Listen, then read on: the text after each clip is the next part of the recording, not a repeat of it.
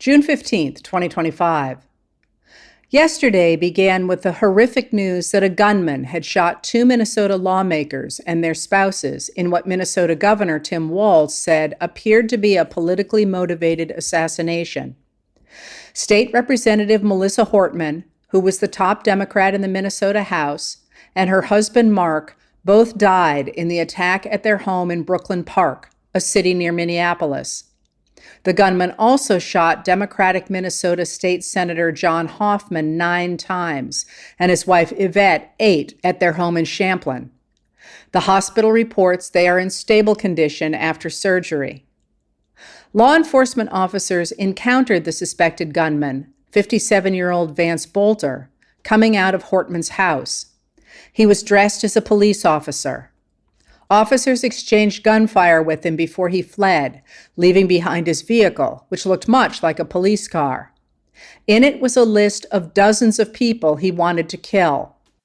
They were mostly Democrats or people connected to abortion rights efforts. Law enforcement officers captured Bolter tonight.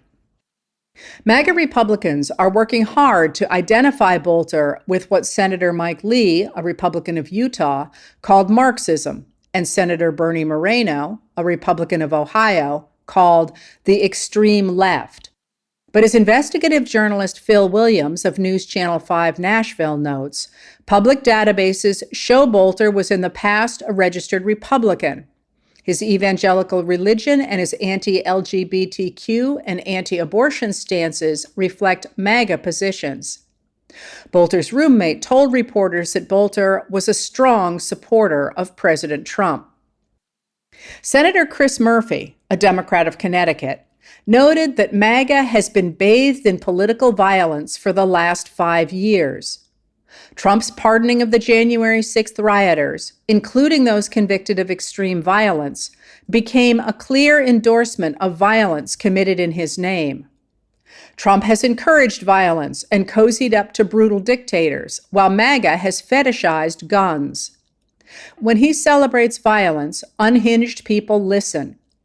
Murphy points out that while people of all political persuasions commit violence, no Democratic leader encourages violence as a political norm the way Trump and MAGA have done, citing a straight line from January 6th to the pardons to the assault on Senator Padilla to Minnesota. After the shootings, Andrew Solender of Axios reported that lawmakers of both parties are concerned about their own safety as political violence increases. The Minnesota attacks happened just days after Homeland Security Secretary Kristi Noem's security guard shoved Senator Alex Padilla, a Democrat of California, to the ground and handcuffed him after he asked a question. This assault sparked apparent fury among the Democrats on Capitol Hill as they challenged their Republican colleagues, largely unsuccessfully, to speak up against the assault on a senator. The entire Minnesota delegation to the U.S. Congress issued a joint statement on politically motivated shootings. Democrats and Republicans together wrote, "Today we speak with one voice to express our outrage, grief, and condemnation of this horrible attack on public servants. There is no place in our democracy for politically motivated violence. We are praying for John and Yvette's recovery, and we grieve the loss of Melissa and Mark with their family, colleagues, and Minnesotans across the state. We are grateful for law enforcement's swift response to the situation and continued efforts." After that start to the day, the country turned to the No Kings protests. In a dramatic rejection of Trump's consolidation of power, at least 5 million Americans turned out for peaceful protests across the country. Cities turned out in huge numbers of protesters at more than 2,000 planned events, and small towns, including those in Republican-dominated states, also boasted rallies. The mood was festive as people held signs with anti-Trump and pro-American images and slogans and sang Woody Guthrie's famous American anthem, "This Land is Your Land." American flags were everywhere. In contrast to the huge turnout for the protests, the military parade in Washington, D.C. was a bust. Although Trump had claimed it would be a celebration of the 250th anniversary of the American Army, it was also his 79th birthday and was widely interpreted primarily as a celebration of that occasion.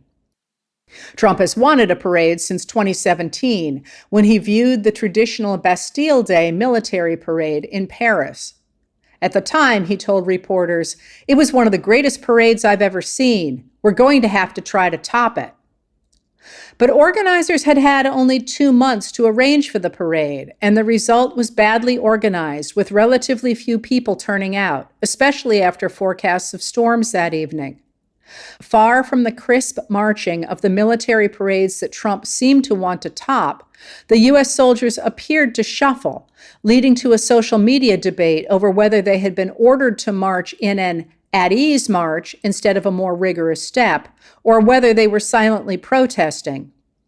Photographers recorded empty bleachers and thin crowds.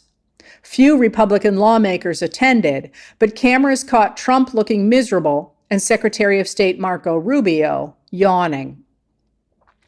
The contrast between the protests and the military parade suggested an important shift in political culture. The momentum and the joy, as well as the American flags, were on the side of those protesting Trump's growing authoritarianism. Trump looked weak and discouraged, and the crowds were clearly on the side of the protesters. Today, social media, including a Russian account, got into the act of making fun of Trump's military parade. At the Philadelphia Inquirer, Will Bunch noted that the flag is mightier than the tank. The rejection Trump faced yesterday, podcaster Jack Hopkins noted, was a big tub of rock salt poured on his wounds of lifelong insecurity.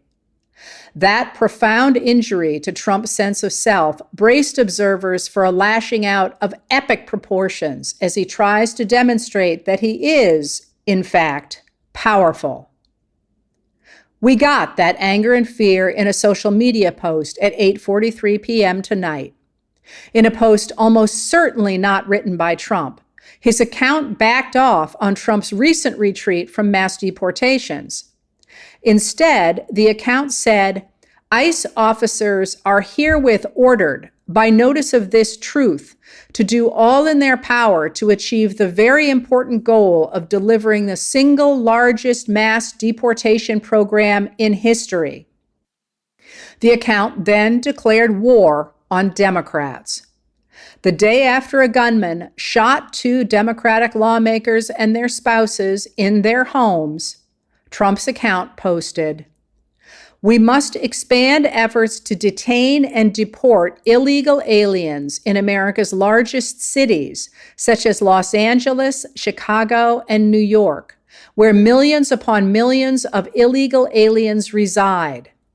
These and other such cities are the core of the Democrat power center, where they use illegal aliens to expand their voter base, cheat in elections, and grow the welfare state, robbing good-paying jobs and benefits from hardworking American citizens. These radical left Democrats are sick of mind, hate our country, and actually want to destroy our inner cities, and they are doing a good job of it. There is something wrong with them. That is why they believe in open borders, transgender for everybody, and men playing in women's sports. And that is why I want ICE, Border Patrol, and our great and patriotic law enforcement officers to focus on our crime-ridden and deadly inner cities and those places where sanctuary cities play such a big role. You don't hear about sanctuary cities in our heartland. The Post promised ICE that real Americans are cheering you on every day and urged them to reverse the tide of mass destruction migration that has turned once idyllic towns into scenes of third world dystopia. It doubled down on the neo-Nazi idea of remigration and concluded, to ICE, FBI, DEA, ATF, the patriots at Pentagon and the State Department, you have my unwavering support.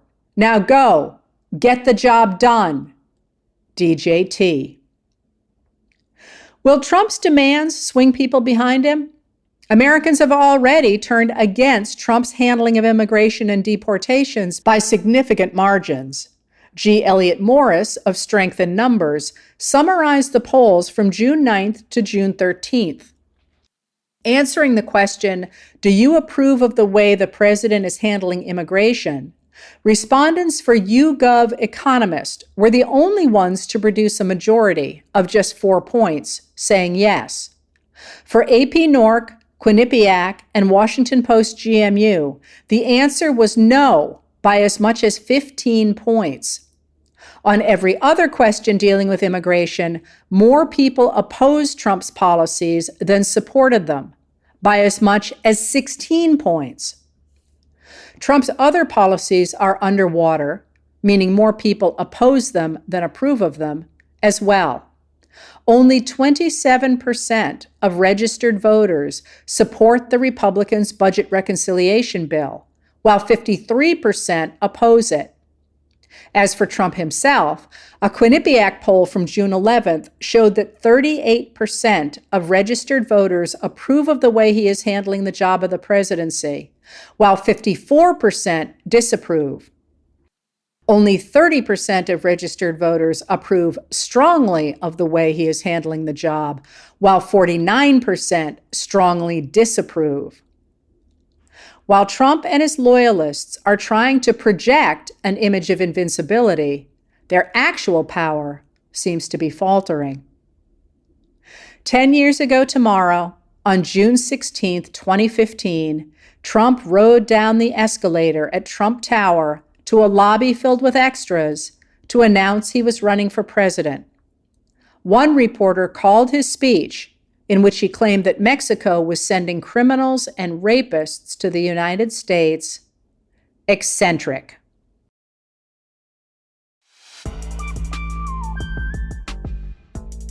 Letters from an American was written and read by Heather Cox Richardson. It was produced at Soundscape Productions, Dedham, Massachusetts. Recorded with music composed by Michael Moss.